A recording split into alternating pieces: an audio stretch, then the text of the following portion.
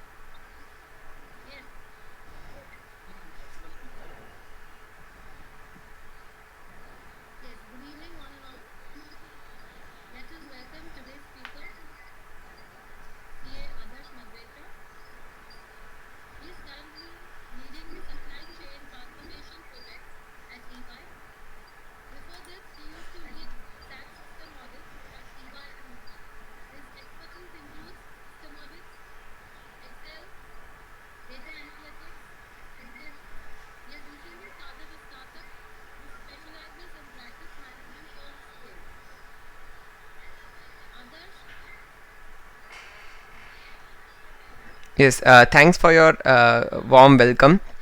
Hello everyone. I'm excited to conduct this webinar for GSTPM.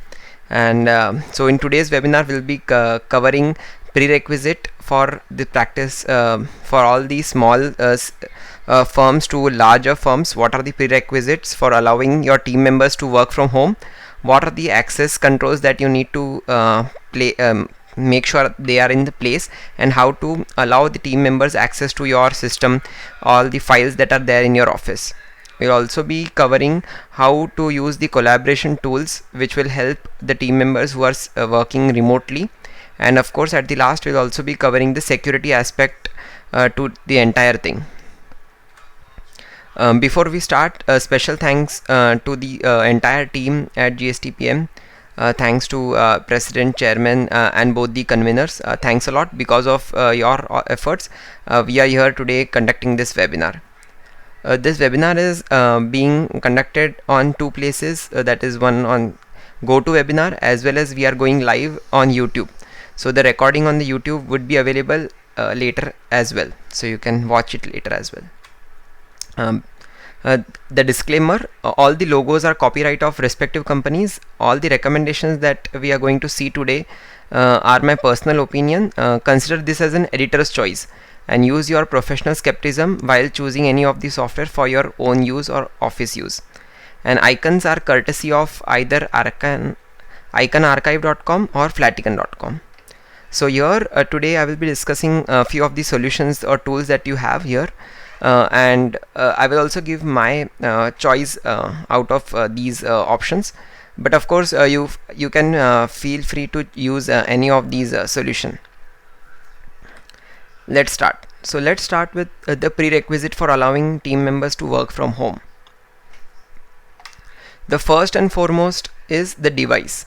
The team members would need a device which is from which they can work from home. So the important question here we need to ask is whether this device is provided by the firm or this device is a personal computer of the team member, of the employee, of the partner. So this is a very much important to decide, because this will have some security implication as well as the implication on the client confidentiality, whether your firm allows the team members to store client confidential data on their personal system. So here my recommendation would be that the firm should provide their firm issued devices to all the team members, and thereby they can even restrict what all softwares are installed on the devices. And next, that's the very much essential part, is having an internet connection. Here my recommendation would be to have at least 10 Mbps of broadband connection at your home or your remote location where you are working from. Along with the internet connection, if you are working on a laptop or wirelessly, then a decent Wi-Fi router is also very much required, so it will have a consistent connection to the internet. Here a few team members I have seen using Geo dongle or maybe Airtel dongle, or maybe even using their mobile hotspot for internet connectivity. While it works many of the times, but if you want to get the best experience out of this, I would recommend having a normal internet connection at your home instead of using mobile hotspot, because the mobile hotspot can be a little bit patchy, even though the speeds have greatly improved across India, but sometimes it can be on and off and you will face some issues there. Next, we need access to the files and folders. So when we are working, of course we need access to the data that we would be working on. So here when I say working files, I mean the actual working files that we create when we are working on those documents. So maybe the client has shared some purchase register with us, so we'll be analyzing those purchase register, we'll be finalizing what is the total GST amount, what is the input tax credit that we can take in this month. So those are the working files. Next is your client data. So the client will be sharing the data either through email or maybe sending you backup of the tally files, or maybe directly giving you access to their ERP system. So that's where the client data comes into picture. So you need to have access to both your working files as well as access to client data. Later we will also come to or we will be discussing how we can manage this client data efficiently. Another aspect or prerequisite is access to the software. So on a day-to-day basis, when we are working from office, we have access to many of our softwares, and it becomes part and parcel to our daily work life. For example, we have access to Tally, where we do accounting for client, or maybe client shares their Tally backup, and we use Tally to view their data.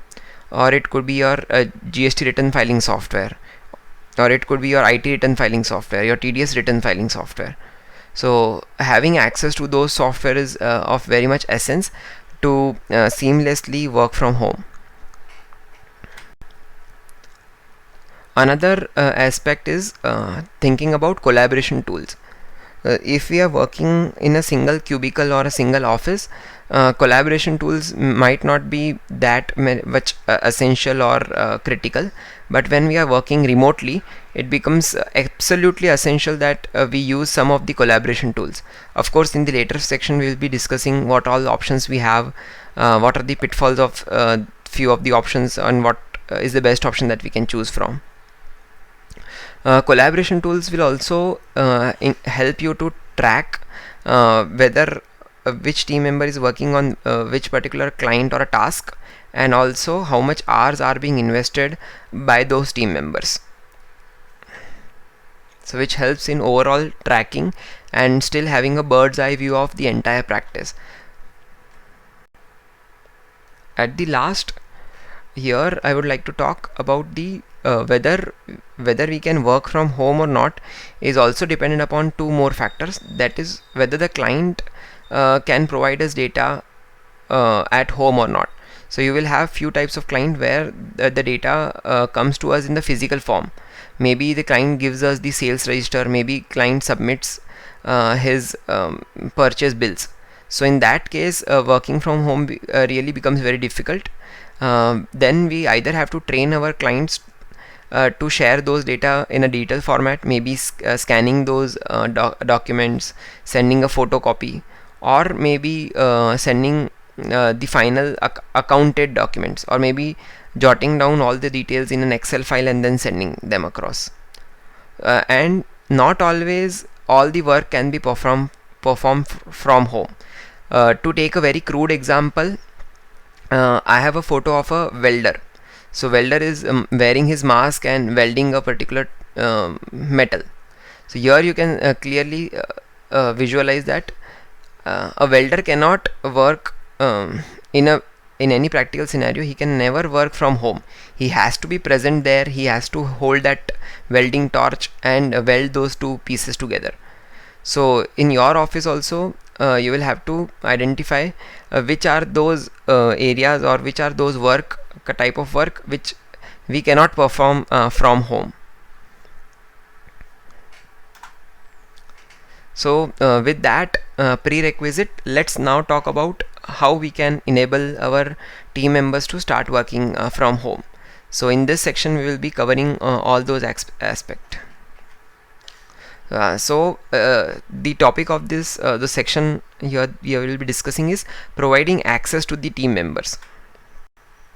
So in this part, let's first discuss how we can provide access to our files. So that's the at the foremost, very much important. So your first option we have is public collaboration storage. So here popularly we have OneDrive, Google Drive, Box. There are of course many multiple options available here, and it's a very popular option, public collaborative storage.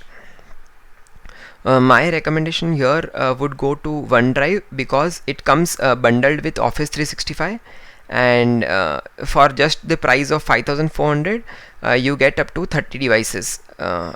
You can install MS Office on 30 devices. So 5,400 is the price for home and office version. So, and another aspect or aspect to this is whether all the team members can edit these Word or Excel files together. So that's the one area that you would like to think about while choosing any of these options. So that's about so we have I have shown three options in public collaboration storage: OneDrive, Google Drive, and Dropbox. But if we think about public collaboration storage as an option, these are the three areas that, or three aspects that we have to keep in mind if we choose any of these services. First is that all the files and folders needs to be moved to that particular service.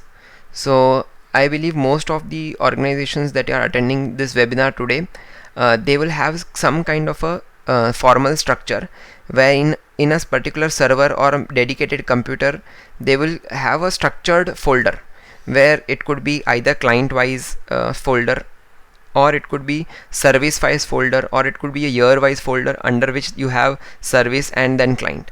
Some or another structured way of organizing your files and folders. So that currently resides in a particular system or a server or a PC.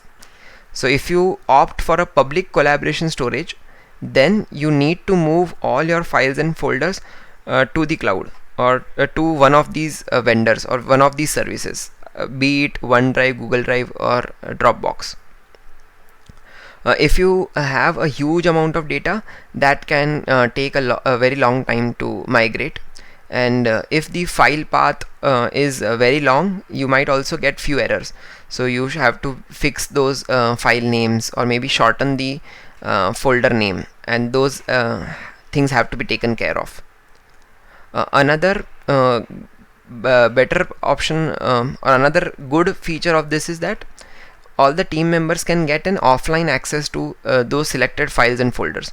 The team members may not want to keep the entire office files of say 10 GB or 20 GB on their own PC. So OneDrive provides an option of synchronizing only few particular folders on your PC, and then access those files or folders even when you're offline. So not every 40 GB gets downloaded to your desktop or on your machine. For all the team members, only few particular folders which team member chooses gets downloaded. So that's a good aspect to that. Next good aspect here is that a good feature here is we have very good access controls. So you could provide access. So currently we will have all the team members who are in our office have unlimited entire access to our file storage system. So they can access, edit, delete all these files of any of the client. So if you move to any of the public collaboration storage, then you can provide which team member have access to which all files and folders. So you can manage access very well here. And another aspect is version control, automatic version control. So OneDrive, Google Drive, as well as Dropbox all have in their paid plans, of course, have automatic version control system, where whenever you edit a file, automatically a previous version is also stored there. So you can easily go back to any of the previous versions of the file, and this automatically happens. You don't have to do anything for that. So you always have previous version of those files. So in comparison to these public collaboration storage, we have self-hosted storage, where instead of using a particular vendor service, you could install a software on your own server, and then it will enable all these cloud storage options for your as well. Let me give a little bit detail about this, how it will work. So on your existing PC, where you have all those files and folders currently kept, all you need to do is install any one of these options. Currently the popular one is called as own cloud. Of course you can choose any of these. So here the benefit that you don't need to move any of your storage to the cloud. All the existing files on the office servers has to be kept there itself. Nothing has to be changed there. So these are the three aspects to choosing your self-hosted storage. First, no need to move the files. But of course, when we say the files are always at your location, that also means that your server on your office has to be turned on 24/7 if you need 24/7 access. If you need, say, all the team members only need access during the office hours, then you might turn on the server say 8 o'clock or 9 o'clock in the morning, and then turn off the server after your office hours, say 6:30, 7 o'clock. So this is also benefit of self-hosted storage. You can control what time the users can access that files and folders. So it becomes a limitation as well as a feature if you want to control which team members have access to data at what period of time. Next, of course, after this lockdown, again all the team members would like to work from your office premises. So choosing self-hosted storage means that whenever you go back to your office and start working on your local network, you don't need to have an internet connection. But while if you chose a solution like OneDrive, Google Drive, then in that case, even if you're working from office, then still you need internet connection, because all these files are kept on these vendors server. So that's the comparison between choosing a self-hosted storage, where all that you need to do is just install a software, and these own cloud and next cloud both are open source tools, so there is no payment required, and all that you need to do is keep your server on, install the software, and provide access to your team members. But if you choose a public collaborative storage, then you need to purchase the storage from the vendor, and all the data will be stored on these vendors servers.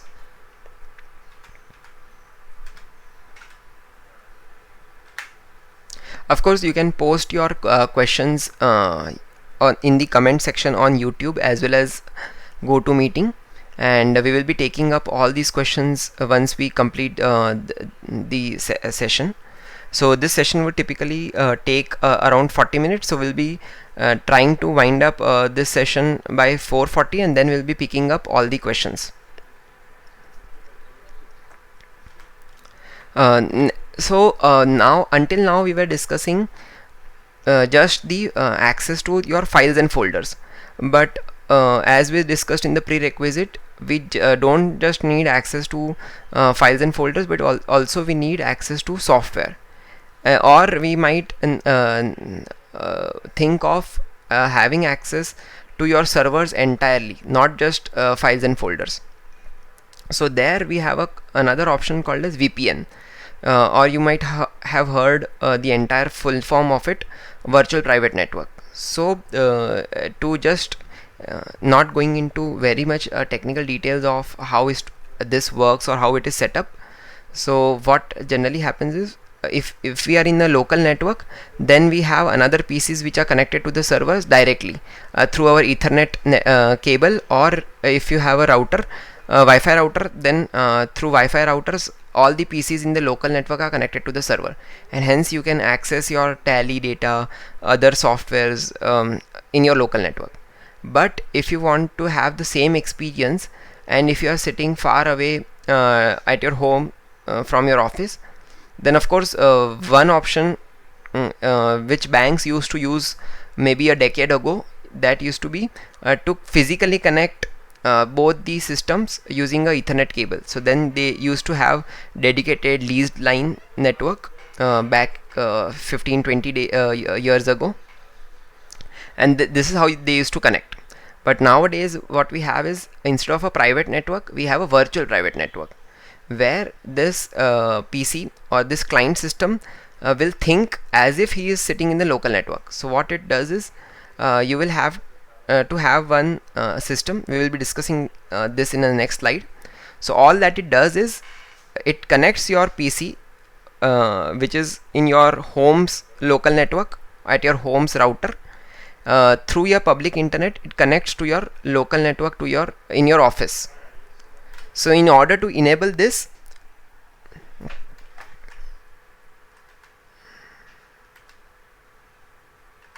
okay, just a second. So in order to enable this, we have two options. First option is that we can use hardware.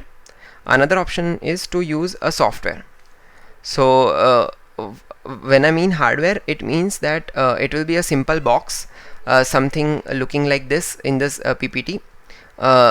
This also sometimes have routing capabilities, so you can purchase a VPN router or a dedicated VPN device if you already have a router. So that's the hardware part of it. It's very easy to set up, and we'll be seeing some of the screenshots how easy it is to use and manage. But if you don't want to invest in the hardware, we also have an option of using a software to provide the same functionality. So if this VPN looks like it a little bit complicated, or a little bit a thing which you cannot easily digest, think of it as a similar to firewall. So in firewall also we have two options. This firewall could be a software firewall, or it could be a hardware firewall. So you have these both options. So VPN also you can set up either by purchasing a hardware which will already have those software and everything installed, or if you have a system or a PC which can which can be turned on for a long time, say 24/7 it is always turned on. So you can install a software there, and then you can enable VPN through that device. So these are the two benefits of a VPN. One is that you can access the software, and also you can access the files and folders. So if you choose VPN, then you don't need to set up your own cloud storage as well, that we were discussing in the previous option, that is self-hosted storage. So if you choose VPN, all these you get but directly. You can access your files and folders on your server, and also you can access the software. Unfortunately, Tally has not allowed us to use these software, or Tally licensing clearly states that Tally cannot be accessed via VPN. So except for Tally, most of the other softwares should work perfectly fine. And of course, Tally is not allowing access via VPN is because Tally already have another solution or a service which Tally expects us to use, that is called as Tally.net or Tally.net on cloud, where you can open a particular company on your server PC and then connect it to Tally.net, and then on your home PC you can log into your Tally.net account and then connect to that company, and then you can access the company, or you can do all the accounting work sitting remotely in your home. There, if you use Tally.net feature, you don't need to set up anything. Everything is already done by Tally when you install the Tally. All that you need to do is open the company on your server system and connect it to Tally.net. This is very good option if we have few companies at a time, but practically in our firm we would definitely have more than 30 or 40 companies where we do their accounting, or we want to do or view accounting. There this becomes a little bit of practical challenge as to go and connect the company and then again disconnect the company and then it can be connected again. So Tally will be a little bit tricky to use, but apart from that all the other softwares can be used through VPN. Now let's see if I have this hardware installed, how the management looks like. So this is my own office router box that we have, which has OpenVPN capabilities. So here you can see I have blocked a few of these sensitive information, that is server address, port, and other username, passwords. But all that you need to do is you have to turn this on, and then you have to set up users. The users will be having a username and password, and then you have to download this certificate, which will be installed or which will be kept on a client device. So it's super easy to configure. All that you need to do is just turn on, download this certificate, keep this certificate on your PC from which you want to connect, then you will have user ID, password, and that's all. Very simple. But if you, of course, if you choose software option, so all these three are free software options. All of them are open source, so you can install any of them. All that you need is a device where they can be installed. So if you have your old PC, maybe a PC which is not being used, then just install these software on that PC and keep it on 24/7. That's all. And then it will also act as a VPN gateway into your local network. Now let's talk about collaboration tools. So working from home definitely means that we need to have some kind of a team communication. So of course currently everyone would be using WhatsApp or Telegram for team communication, but those are not the perfect method for interpersonal or official communication between the team members. They are very good for your personal communication. I would recommend using solutions which are specifically designed for communication between the team members or between team members of the organization. See, currently the best options available, or the best interface with all the features, is Microsoft Teams, but it is a paid feature. So if you have Office 365 business license, only then Microsoft Teams would be an excellent choice. So if you opt for or if you are looking for a free version, then Slack and Discord are the very good tools and popular as well. If I have to choose between Slack and Discord, then I would choose Discord because Discord has some more features in the free plan as compared to Slack. but both of them would be a good or great choice in the team communication. Now let's see a demo of how this Discord looks like. So I have opened my Discord login. Here you can see so you will create your office server, and this is the server name that you give. So think of it as your own office space, and then that office space you would create channels. So like here, if we have a new inquiry, we post it here. If we are doing some marketing activities, we post it here. If we have some money which is received, we post it here, and like this. If I want to show another server, so this is how another server looks like. And if someone is maybe talking about events, so this is how everyone will post here about events. The good part about this Discord is that you are not restricted to having just text channels. You can even use voice channels, as you can see.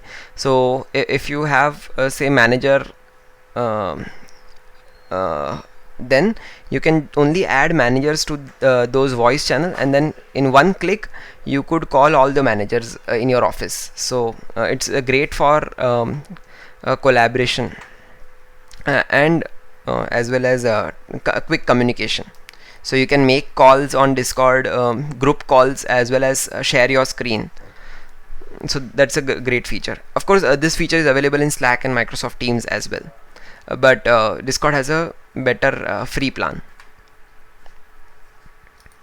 Next we talk about practice management solution. So when you're working from home, or if you are even working from office, then having a practice management solution will be making a big difference. How you manage your practice, how you see your dashboard, how you track your team members' time, and those aspects as well. So if I want to quickly show just one of the screenshot, this is the in my dad's firm, this is the kind of dashboard my dad uses on a daily basis to track the progress. So just if I want to highlight say January 2020, this is the information that I can see. The 70 tasks are completed, 1 task is still going, 3 tasks are stuck. So this is the kind of dashboards you can expect while using a practice management solution. These prices are I have just mentioned for your just reference. Of course use your professional skepticism, take demos, and then of course choose your best solution. Next we need a way to communicate effectively with the client.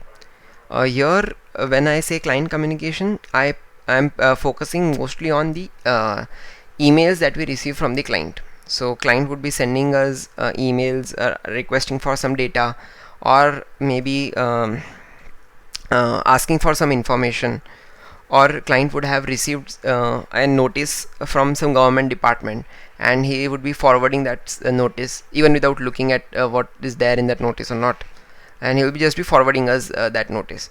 So here it becomes important that we track which client to which all these clients we have already replied, whether we are replying in a particular time frame. So say suppose client has sent an email, whether are we replying within say 2 hours or 3 hours, so that we are providing best service to our client.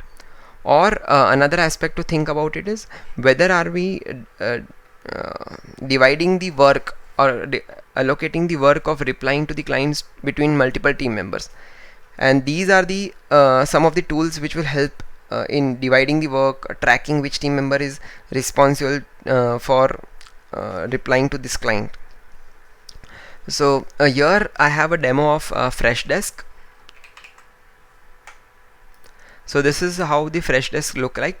So any of the emails that we receive from the client, a ticket is created, and then looking at the ticket we can assign the team members. So this is the ticket that we have received, and here you can see which team member has emailed to this particular client. And you can also see on the right hand side agent which is mentioned, and here we can see that this team member is responsible for other further communication as well as replying to this mail, and here we have already replied. And on this dashboard you can see all these tracks. So here you can see I have Karanbir Singh Sethi, who had sent an email response, and whether we have replied, which team member has replied to all these emails. And if I again go back to tickets, you can of course export all this list, how much time it took for our team members to reply, whether this what is the status. So I have already closed this ticket, so I know that this has been completely been resolved. I don't need to even open and check what's the status, and all this information is available. And of course you have amazing query filtering capabilities as well. And Freshdesk free plan is more than enough for our day-to-day use, and that's why this would be my recommendation or recommended option. And of course you can check out HubSpot as well as Zoho Desk. These are also good tools as well.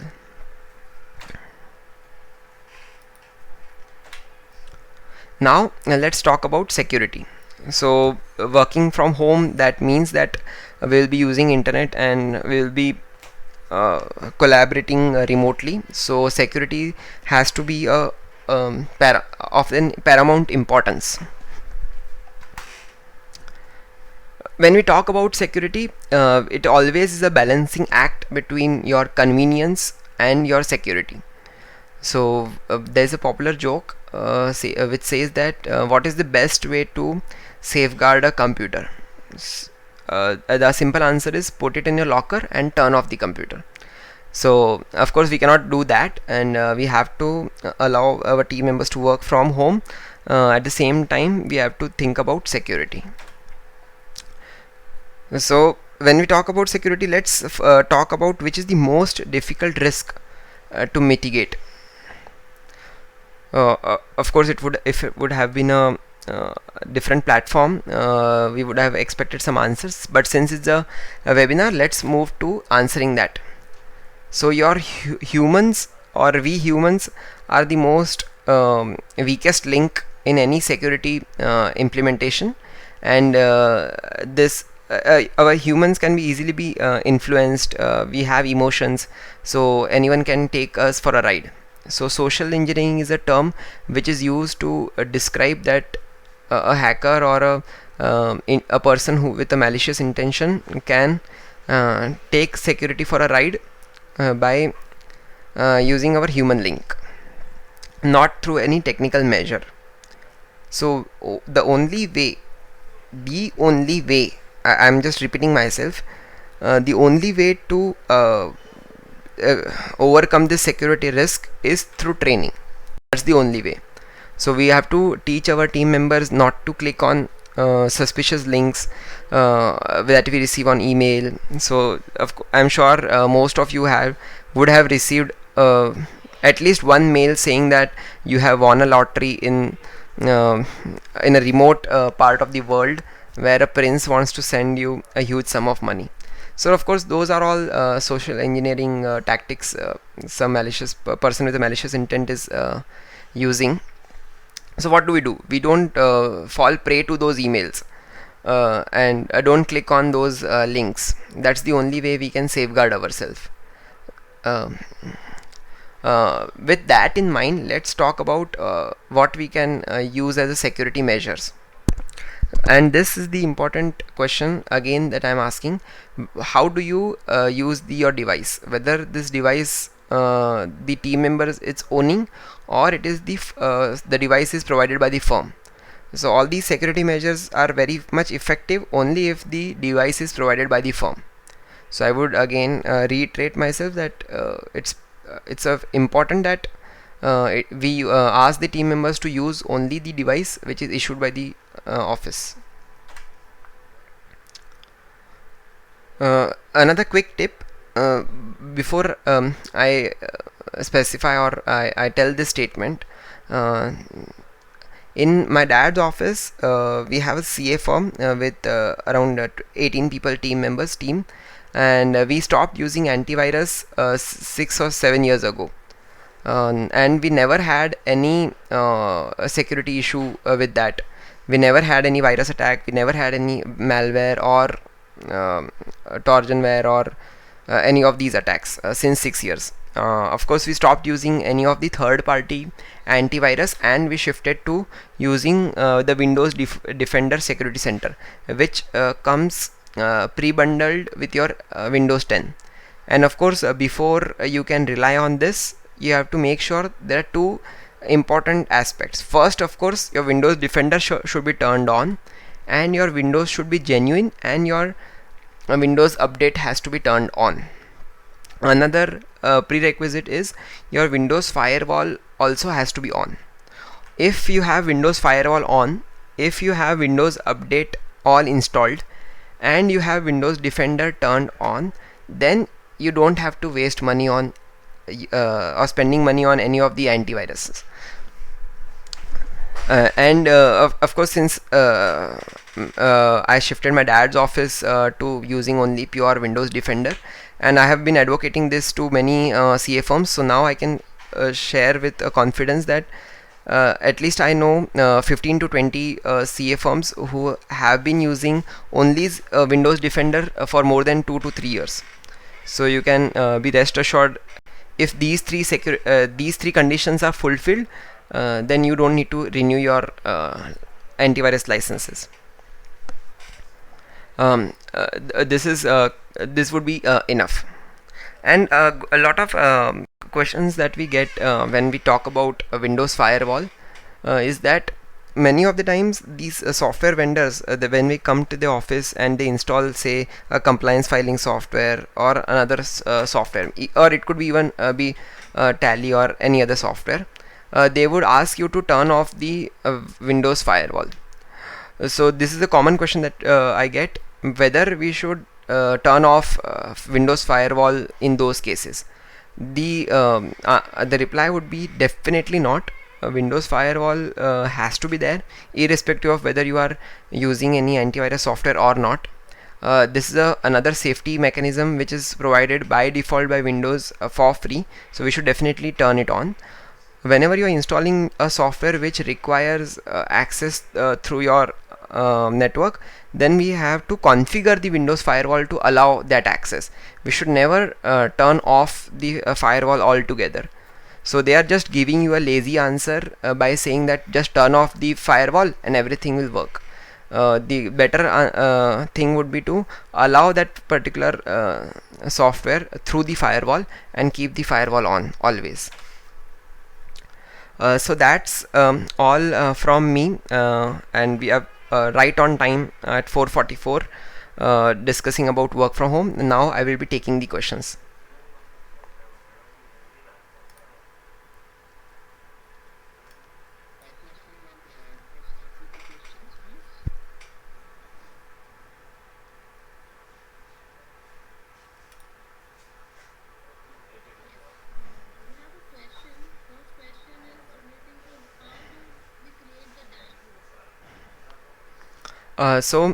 If you have any of the practice management solution, they would have these kind of dashboards available. And of course, if you're not using any practice management solution, you could even track those data in your Excel file and create a pivot table and use conditional formatting of Excel and create your own custom dashboard. So the thing that I showed in the demo, that was of a particular software.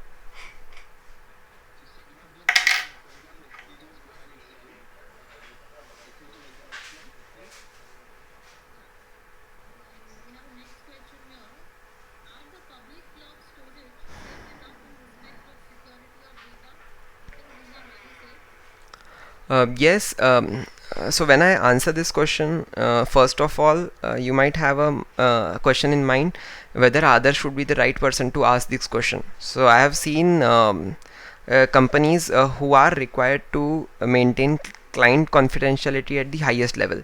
So if I want to name few of these clients, that would be your pharmaceutical giants, where these are covered under HIPAA laws of US. So currently, if you see the global cyber security laws or IT information security laws, so currently the HIPAA law in US is considered the most stringent one, where it is if this and the pharmaceutical companies have, and the hospital companies of course, have to maintain client customer, or I should say patient confidentiality. And even these companies would use OneDrive, Google Drive to store this information, and hence they are perfectly fine, and under the law also they are abiding by it.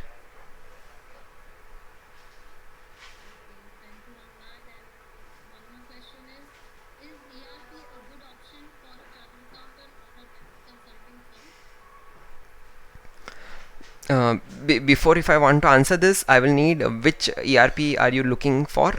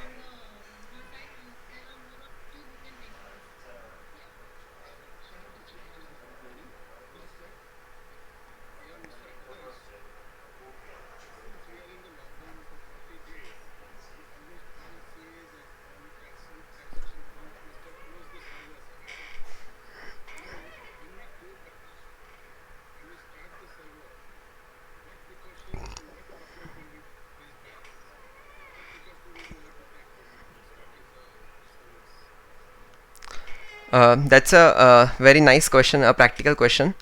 Um, so the first and foremost, not from an IT standpoint, but from a standpoint of whenever you are starting a machine which has been idle for a very long time, there's always a risk of whether a mouse or mice can just cut down the wires. So if you find any of the such wires which are not in place, so make sure all of them are intact, and only then start off your server, so that you don't have a short circuit. From a security standpoint, there would never be a issue there. You can safely turn off on your server and start using it, and of course if there are any updates, you should install them as well.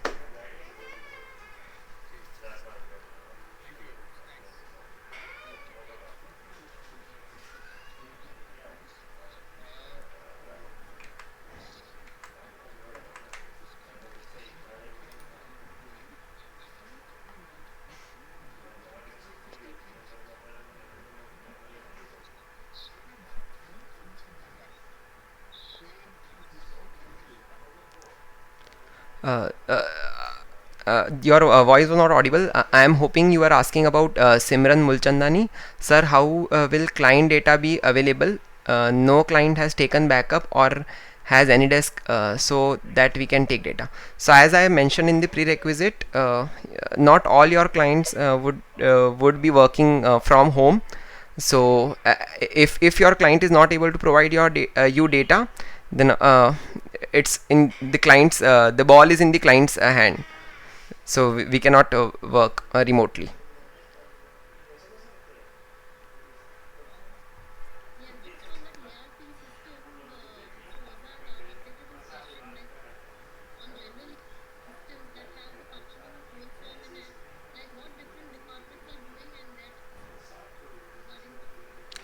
So in our tax consulting, or a CA firm who is predominantly into taxation, they typically need three types of software. One is your actual compliance filing software. That would be your TDS return filing, GST return filing, your income tax return filing software. Another type of software they will need is your accounting software. The good example would be Tally, QuickBooks, and those will be your accounting software. And third would be your practice management solution that I had mentioned in my previous slides. and that will help you to track which team member is working on which particular task, what is the timesheet, their attendance, their leave planning system, whether the detailed signature has expired or not, which are the detailed signature which are expiring in the next month. So if you are thinking from that angle, then you should evaluate practice management solution or office management solution. And if you are evaluating from a accounting standpoint, then my personal opinion that would be that a basic accounting software would suffice. That's all.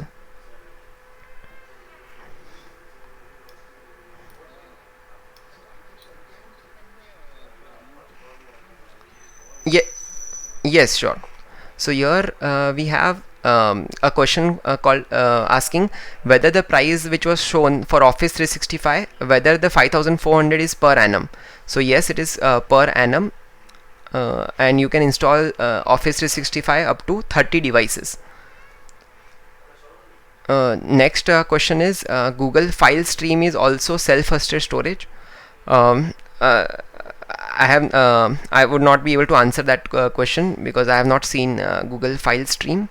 Next question would be for offices with the capacity of 15, that is for small offices, which system would you suggest? Office Cloud is sufficient. So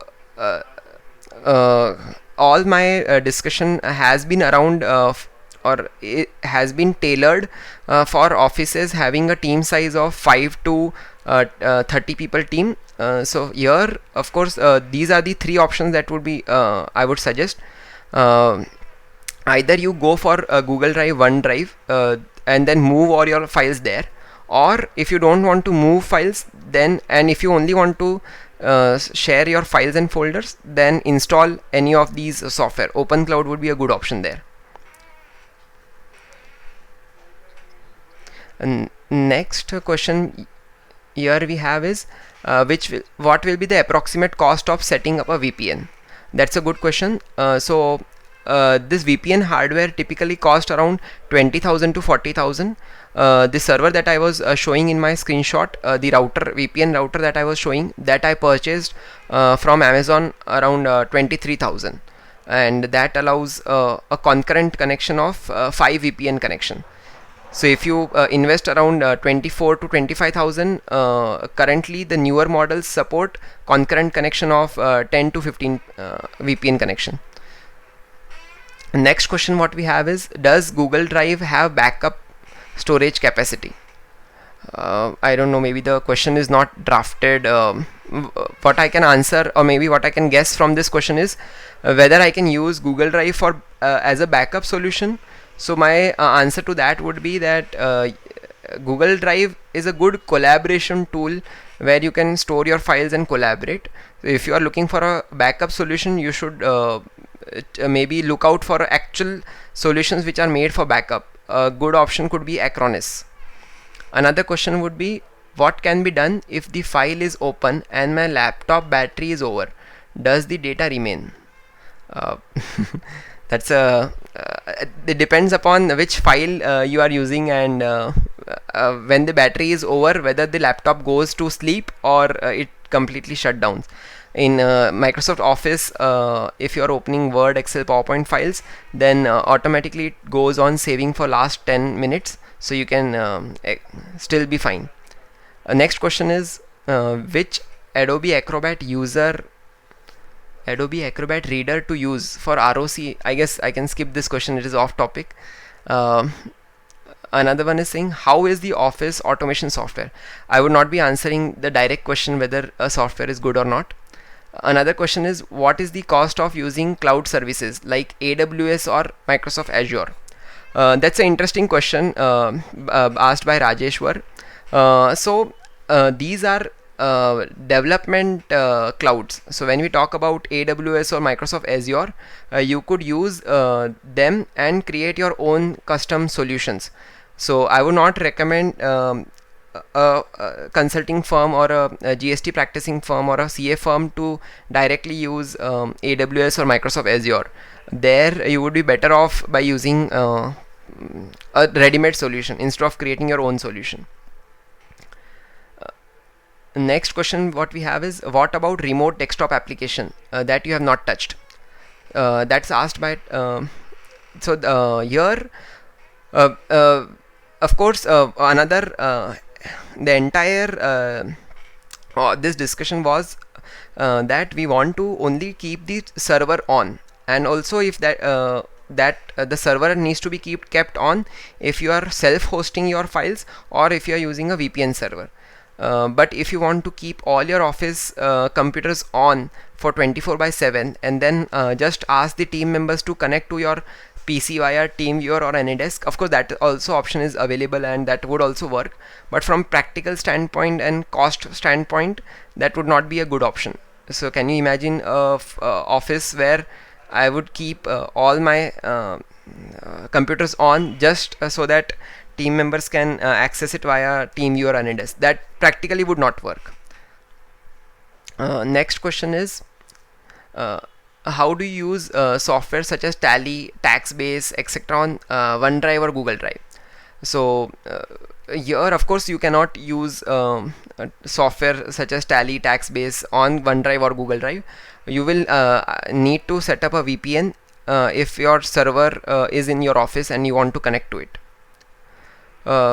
Another question is, what about Tally on cloud? Is it advisable or not? So yes, we have a few of the vendors providing cloud service where you can actually install your instead of using your office server, you could just start up a server on the cloud and use that. But the only issue is that not many of these vendors have their certifications in place which will help us to rely whether they are protecting our privacy or they are protecting our security. So if you can get in touch with them and ask whether they have done their system audit or they have got their systems tested, then of course you can use it. Next question is, uh, is there any risk of opening data on the dark web by using VPN? So that's a good question, Ishan. When we use VPN, we are only the devices which have a certificate, only those can even connect to the VPN gateway.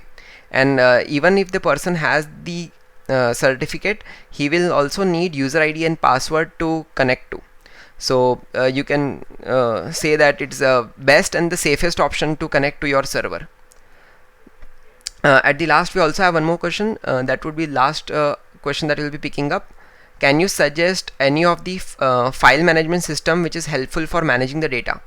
So here, the question would be that what do you mean when you say file management system? So Windows by default has a very good Windows Explorer, so that is also considered as a file management system. If you make all your team members use it, but if you are into auditing, then you need an audit documentation software, and so it depends upon what are the exact needs. Only then I can suggest solution. So over to you, Hiral.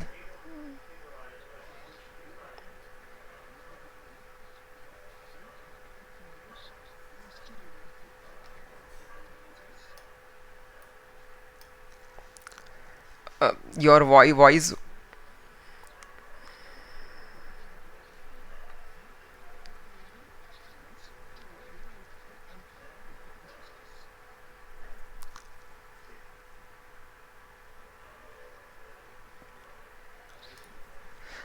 Your voice. Hiral, your voice was a little bit patchy.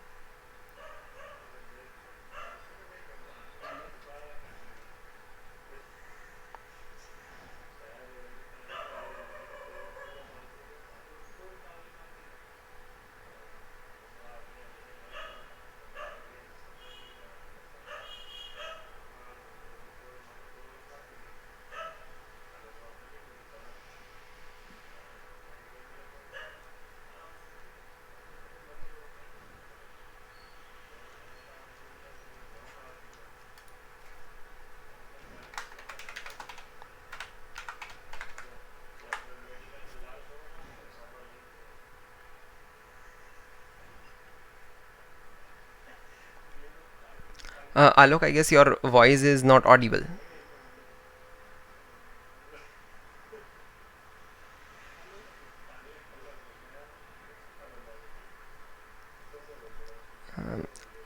Alok, I guess your mic is on mute.